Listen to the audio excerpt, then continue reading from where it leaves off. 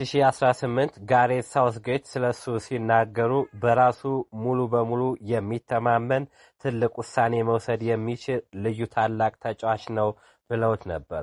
የኦልድ ትራፎርድ ታሪካዊ ተጫዋች ሪዮ ፈርዲናንድ በበኩሉ የቀጣዮቹ ዓመታት የእንግሊዝ ምርጥ ተጫዋች ይሆናል ሲል በይፋ ገምተውት ነበር።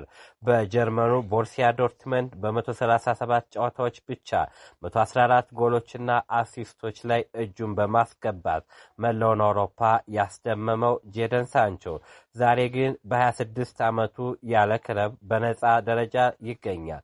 ከ73 ሚሊዮን ፓውንድ ዝውውር እስከ አሳዛኝ የብቃት ማነስ ጄደን ሳንቾ ምን አጋጠመው?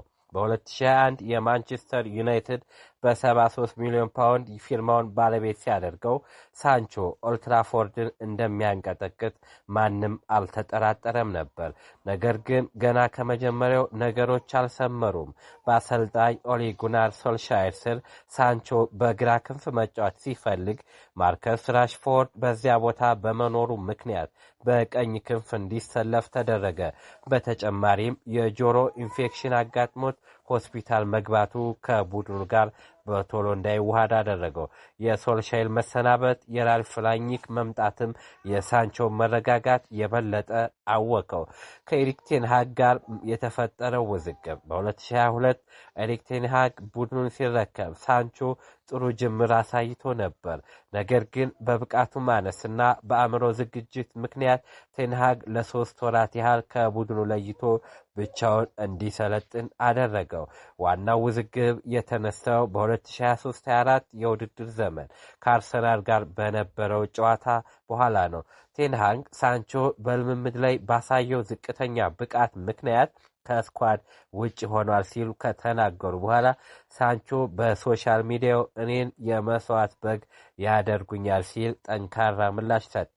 ይህን ምላሽ የአሰልጣኙ ይቅርታ ባለመጠየቅ ምክንያት ከክለቡ የመጀመሪያ ቡድን አልፎ ተርፎም ከካፍቴሪያና ስልጠና ማዕከላት ሙሉ በሙሉ እንዲታገድ አደረገው።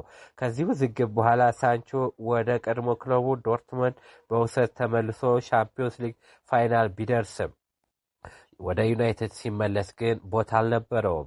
በመቀጠል ወደ ቸልሲ ያደረገው የውሰት ጉዞ በ42 ጨዋታዎች 44 ጊዜ ብቻ ሙሉ 90 ደቂቃ በመጫወቱ ቸልሲ የ25 ሚሊዮን ፓውንድ ግዢ ውሉን ሰርዞ የ5 ሚሊዮን ፓውንድ ካሳ ከፍሎ አሰናበተው።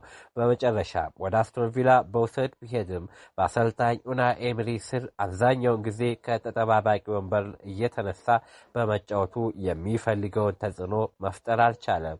የቀድሞ የአስቶን ቪላ ተጫዋች ጋቢ አግቦልሃር ስለ ሳንቾ ሲናገር አሁን ላይ በ26 ዓመቱ ፍጥነቱ እና ኳስ የማለፍ አቅሙ ቀንሷል። በ28 ዓመቱ ከእግር ኳስ ቢሰናበት አይገርመኝም ሲል ከባድ ትችት ሰንዝሮበታል። አሁን ላይ ማንቸስተር ዩናይትድ ውሉን ባለማራዘሙ ሳንቾ በነፃ ዝውውር የሚፈልገውን ክለብ መቀላቀል ይችላል። የሳውዲና የኳታር ክለቦች ፍላጎት እንዳላቸው እየተነገረ ይገኛል። እርስዎ ምን ያስባሉ? ጄደን ሳንቾ ራሱን አቃንቶ ወደ ቀደም ብቃቱ ይመለሳል ወይስ በወጣትነቱ የከሰመ ሌላው የእንግሊዝ ኮከብ ሆኖ ይቀራል? አስተያየቱን በኮመንት ይጻፉልን። ቪዲዮን ከወደዳችሁ ላይክ ማድረጋችሁን አትርሱ። ለቻናላችን አዲስ ከሆናችሁ ሰብስክራይብ በማድረግ የደወል ምልክቷን ይጫኑ። ስለተከታተላችሁን እናመሰግናለን።